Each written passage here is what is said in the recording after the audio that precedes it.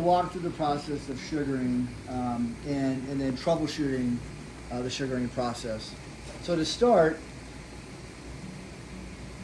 when you as you fill up your warming pan before it's linked to your boiling pan, you want to make sure that you keep about a 2-inch level consistently in the warming pan feeding the boiling pan. And if you keep 2 inches consistently, then you're not fluctuating the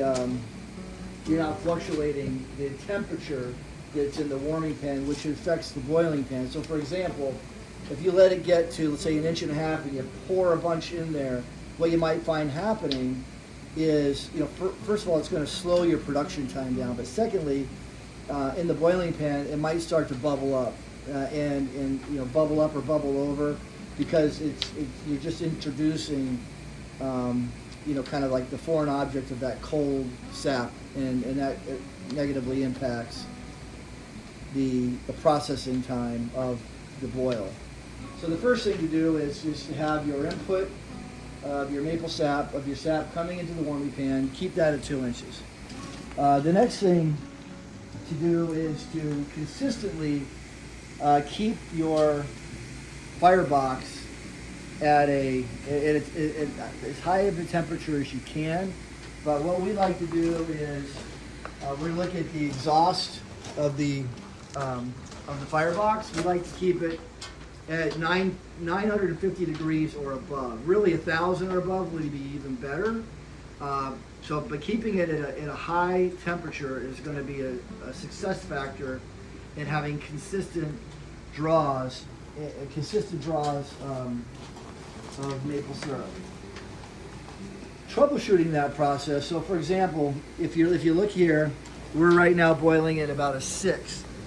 At a 7, we have to do a draw, because that's when the sugar content of the sap is high enough where it becomes syrup, the kind of syrup that you're used to.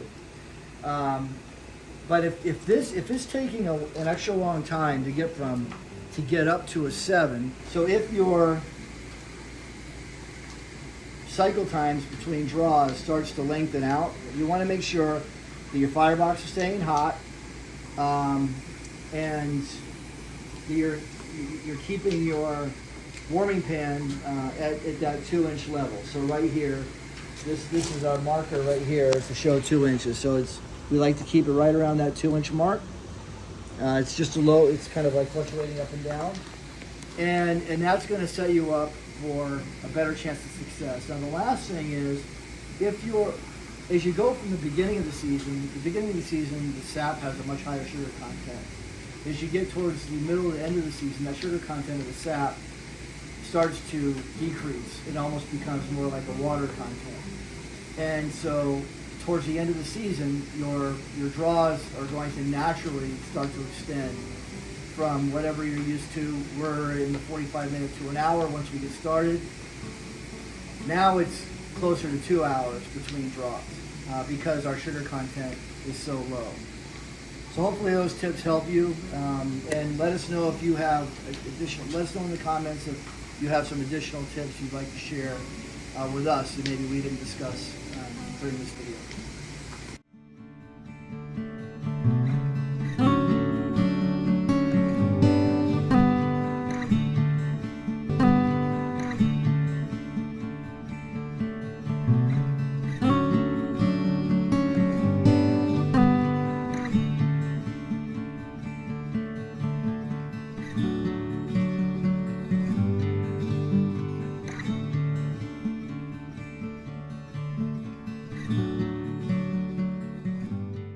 Hey, I'm getting there. I'm almost done. So I folded all the burlap because the burlap was wrapped around all the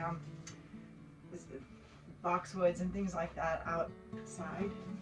So that's all done. That's going to go in the basement. These are all the clips that are going to go back in the basement. This is that. The rocker goes over here. And then we put the fountain on. Oops, I put some water in the fountain. Let's see if the fountain will work. We've had it off all winter. Here it goes.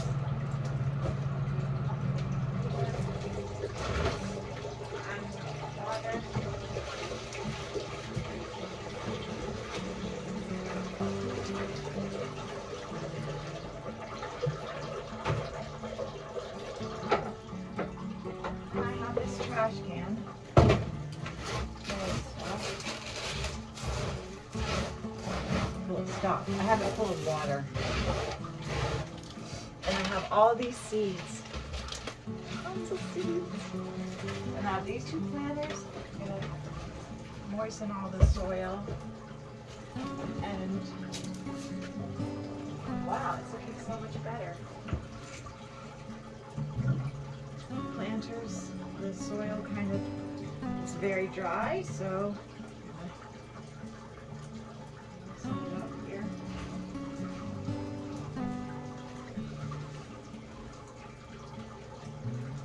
I have to add more soil and mix it all in.